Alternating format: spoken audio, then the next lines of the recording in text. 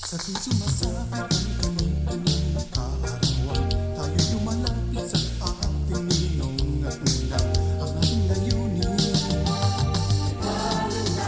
ating hangarin. Ngunit bakit ba ang ninong at ninang laging nasa bakasyonan?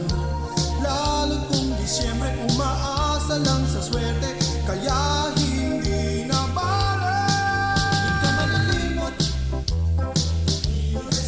di ka malilimot, mahal ka niyang lubos. Laging sinasabi na unahin siyang palagi, at ito'y darating na lang sa'yo.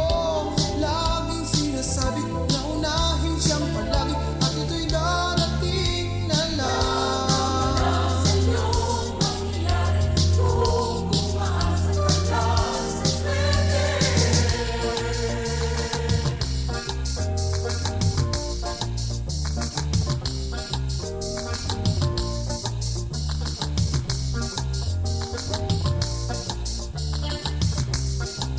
Ngunit kapag naman sagana sa pagpapala, ang oras sa Diyos ay nawawalang bahala.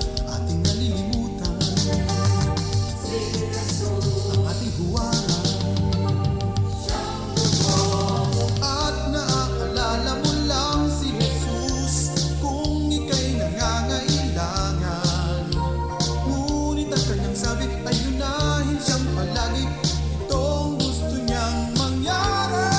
Di ka malilimot, di ka malilimot, mahal ka niyang lubos. Laging sinasabi na unahin siyang palagi, at